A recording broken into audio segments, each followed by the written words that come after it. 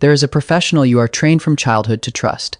A professional who sits across a mahogany desk, hands you a color-coded retirement projection, calls you by your first name, asks about your grandchildren, and charges you a percentage of everything you own for the privilege of receiving advice that is legally not required to be in your best interest.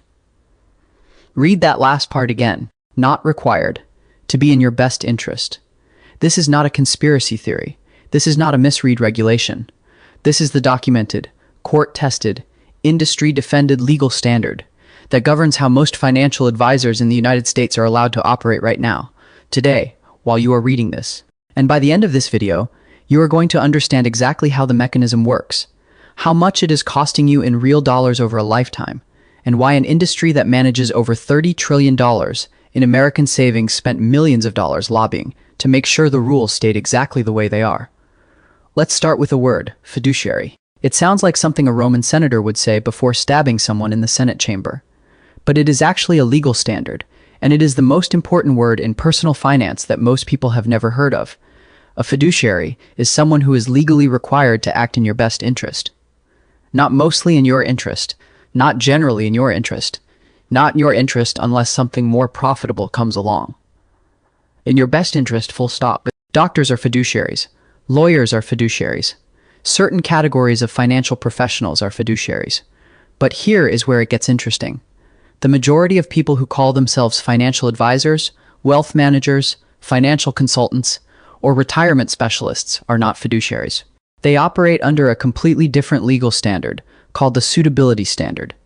And the Suitability Standard says this: a financial professional must recommend products that are suitable for you, not the best option for you, not the lowest cost option for you, not the option most likely to maximize your retirement outcome, just suitable, appropriate, in the neighborhood of reasonable. The legal gap between best interest and suitable is where tens of billions of dollars quietly disappear every year. Here is a concrete example of what that gap looks like in practice. You walk into a financial advisor's office. You have $200,000 in savings you want to invest for retirement. The advisor has two options in front of them. Option A, a low-cost index fund with an annual expense ratio of 0.05%. Historically, it tracks the S&P 500 and generates market returns. Option B, an actively managed mutual fund with an annual expense ratio of 1.1% that the advisor's firm has a revenue sharing agreement with. Option B pays the advisor a commission. Option A does not. Under the fiduciary standard, the advisor must recommend option A because it costs less, historically performs comparably, and is objectively more likely to result in a better outcome for you. Under the suitability standard, the advisor can recommend option B because option B is suitable. It is a legitimate investment product. It is not a scam. It is just more expensive, and it pays the advisor more. And the advisor does not have to tell you about the commission. And the advisor does not have to tell you about the expense ratio difference, and you will probably never find out. This is not a hypothetical. This is Tuesday at every major brokerage firm in America. Now let's put a number on what this actually costs.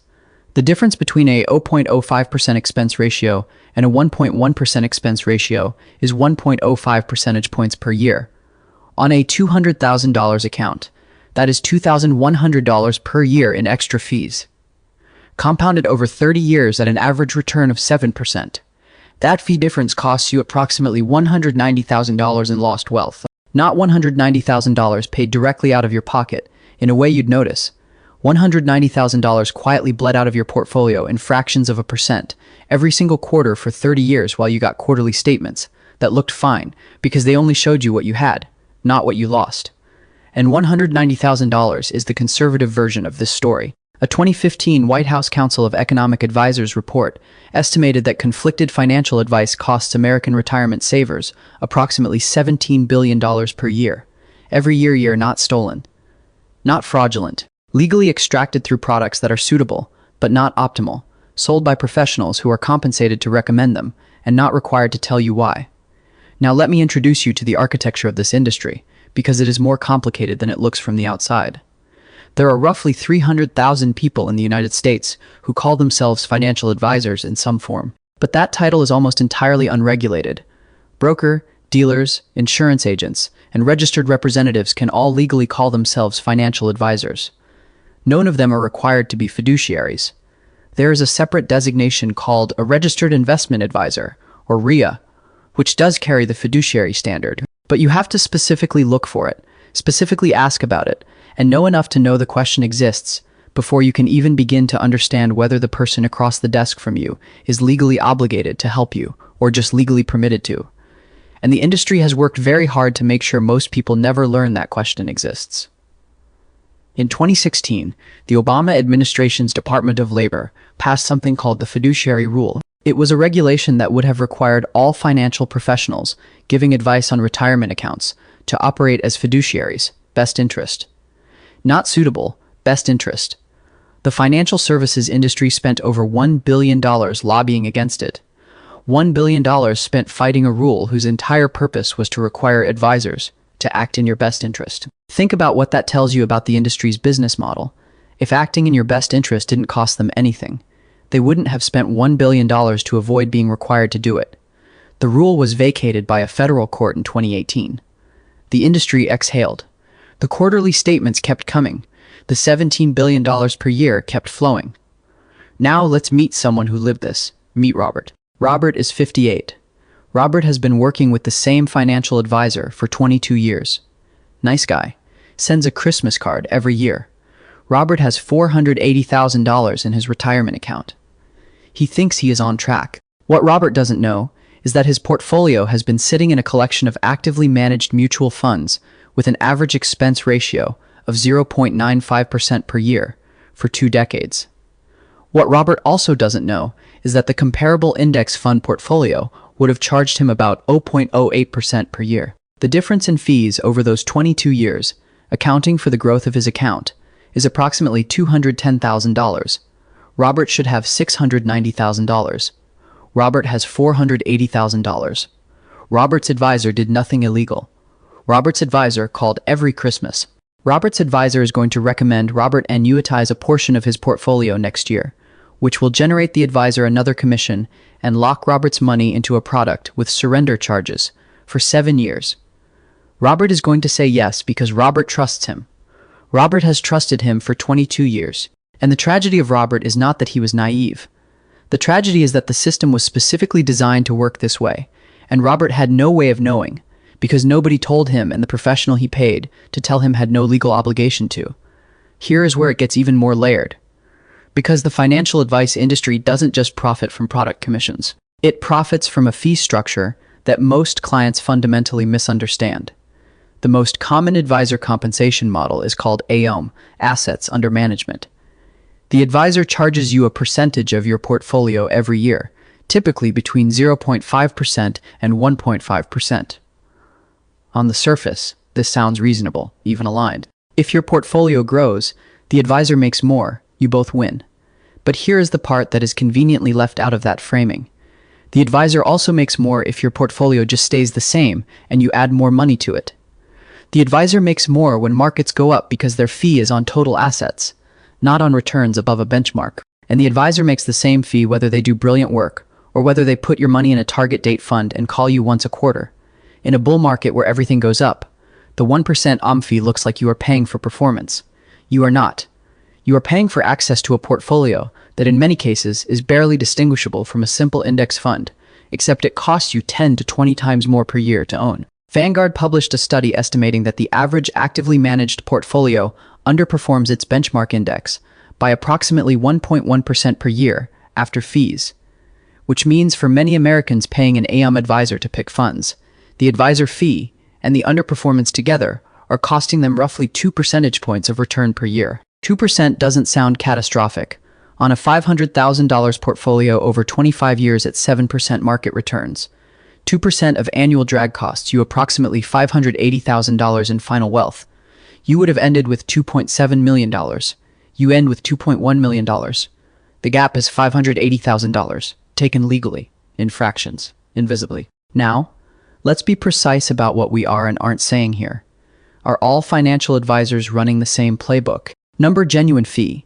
Only fiduciary advisors exist and provide real value, especially for complex situations involving estate planning, tax optimization, business exits, or behavioral coaching that stops you from panic, selling in a downturn.